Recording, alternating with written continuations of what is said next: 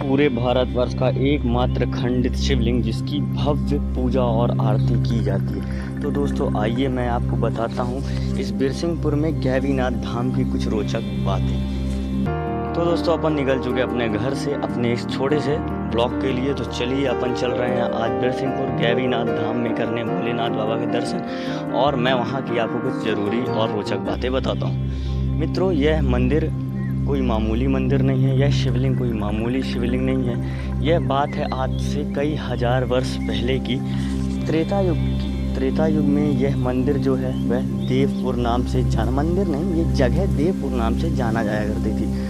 तो देवपुर नाम के जो उस समय के राजा थे, राजा वीर सिंह, वो बड़े ही प्रतापी राजा थे, भोलेनाथ बाबा के प्रचंड भक्त थे। मित्रों, वो इतने बड़े भक्त थे कि वो हर रोज मतलब प्रतिदिन अपने घोड़े से उज्जैन के महाकालेश्वर भोलेनाथ बाबा के दर्शन करने आया करते थे। धीरे धीरे समय बीतता चला गया, राजा वीर सिंह बूढ़े होते चले गए, और फिर एक समय ऐसा आता गया कि उनसे वहाँ आना जाना नहीं हो पा रहा। तो अंतिम दफ़ा जब वो वहाँ पर गए तो उन्होंने भोले बाबा के दर्शन किया उज्जैन में, और आते आते उन्होंने भोलेनाथ से गुहार लगाई कि हे नाथ, आपका यह भक्त अब बूढ़ा हो चुका है, अब यह असमर्थ है रोज़ आपके दर्शन करने आने जाने में, तो कृपा करके आप ही देवपुर में आकर बैठें, तो आपका ये जो भक्त है तो वो आपके दर्शन पहले की तरह करता रहे। इतना कहकर वीर सिंह अपने नगर देवपुर वापस चले आए। एक रात्रि भोलेनाथ बाबा ने उन्हें दर्शन दिया कि हे वत्स, मैं तुम्हारे नगर देवपुर में तो प्रकट होना चाहता हूँ, लेकिन जिसके यहाँ प्रकट होना चाहता हूँ उसकी माता मेरे को रोज़ मूसर से कूट कूट के एक पत्थर का टुकड़ा समझ के अंदर कर देती है। उस व्यक्ति का नाम है गैवी, जहाँ पे मैं प्रकट होना चाहता हूँ। वीर सिंह सुबह उठकर गैवी के यहाँ गए, उन्होंने उन्हें सारी बातें बताई, ऐसा ऐसा है। तो उन्होंने अपनी माता राम को मना किया। फिर कुछ दिनों में ही शिवलिंग प्रकट हुई, और वहाँ पे वीर सिंह ने बड़ा भव्य मंदिर बनवाया। बड़े ही प्रचंड भक्त थे भोलेनाथ बाबा के, तो उन्होंने बड़ा प्रचंड मंदिर बनवाया।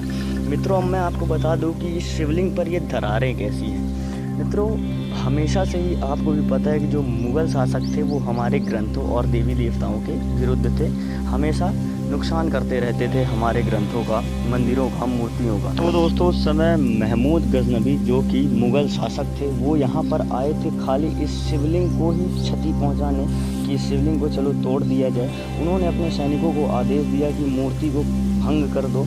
आदेश पाते ही सैनिकों ने हथौड़े से इस शिवलिंग पर हमला करना शुरू कर दिया।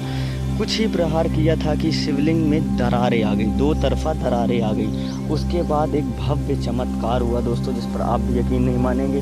हुआ कुछ ऐसा कि एक तरफ की दरार से तो लगातार रक्त की धारा बहना शुरू हो गई, जो कि बंद ही नहीं हो रही थी, और दूसरी ओर की जो दरार थी उससे सांप, बिच्छू, मधुमक्खी, चींटी, चींटे, ऐसे ही कुछ जीव जंतु उससे निकलना शुरू हो गए, और उन्होंने उन सैनिकों पर उल्टा हमला कर दिया। तब उस वक्त महमूद गजनबी और उसके सैनिकों ने वहाँ से भाग निकलना ही सही समझा।